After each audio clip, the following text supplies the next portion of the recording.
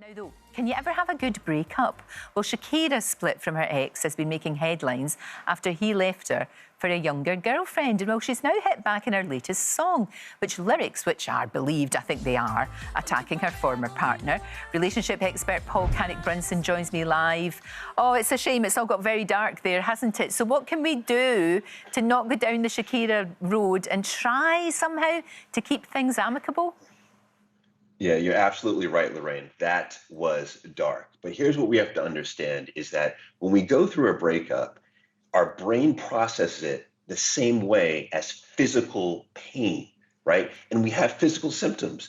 Heart, the headache, right? The heartache, the physical heartache, but also loss of appetite. So we have to understand that the brain processes it the same way we're going through a loss. And the best way to overcome this, self-care. Compassion, right? Get around people that you love, exercise, meditate, write a journal, watch the Lorraine show, do things that you love. No, that's a really good idea. And you're interesting, you talked about the heart there.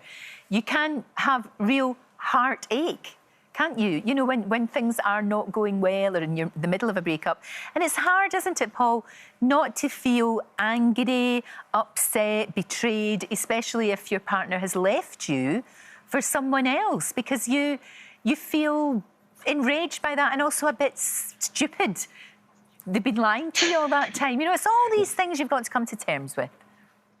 Oh, yeah. And Lorraine, you said the key word, you feel enraged. But here's what we have to understand is whenever you feel enraged, the only thing that you're doing is you're imprisoning your own life, right? So this is the reason why it's important to emotionally disconnect. You see with Shakira and Gerard, clearly there's an emotional connection there. There needs to be a disconnect. And then once you have that disconnect and you do that through the self-love and the self-compassion, then what you do is you can erect boundaries and you can begin to speak openly and honestly with your partner. And the beauty of that is then you can even begin to take responsibility for what you might have done in the relationship. Because we have to remember, relationships are a two-way street. No, they are. I do understand that. Is it quite a good idea then? You said surround yourself with positivity. Surround yourself with people that love you. And are they the best people? Is it okay to just kind of like rant at them or get it all out with your best friend over some booze or over a nice meal or I don't know, a bag of crisps, whatever is your way, a cup of tea. Does that get it out then? Is it good to do that? Yeah, absolutely. Shrimp fries in particular is what I think. Shrimp fries and beer. That's how you get it out. But really though, you should. You have allowance to vent, and you can vent as long as you want. But you have to realize that at the end of the day, you are responsible for you, and you want to disconnect yourself, because the longer you're connected to that person, the longer you will feel that enragement that you talked about, Lorraine. Right. We don't want that. No, we don't, and that gives them power over you, which is not good. Obviously, in an awful lot of relationships, there are children involved, so there has to be some connection, clearly, or some sort of relationship moving on.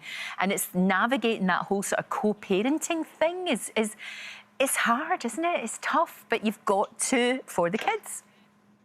Absolutely. You've got to for the kids. You said it best. The best thing that we can do as parents for our kids is to love each other. And if we can't love each other, then we have to at least respect each other, because it's that respect that gives them a stable and nurturing environment. So if we can't love each other, remember, we have to respect each other. Yeah, you're absolutely right. And putting the kids first all the time. I know how difficult that must be, though. Do you think that couples who split or divorce, is there any way that you can actually, at some point, stay friends or come to some kind of, I don't know, some kind of way that you can both be in the same room together and not want to yell at each other? Yeah, I tell you what, when you're drinking that beer and eating those shrimp fries, you probably don't think you could be friends with them.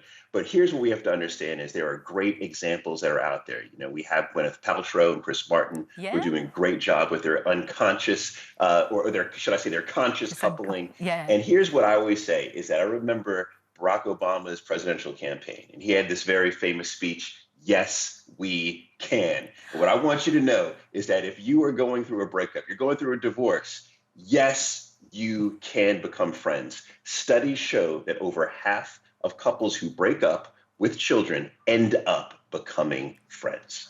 Well, that is a lovely way to end on a positive note. As always, thank you so, so much from beautiful Jamaica. Enjoy the sunshine, you lucky thing. It's warm here. It's warm. Yeah, well, it's really cold here. We're going to discover that in just a minute. Thank you so much, Paul.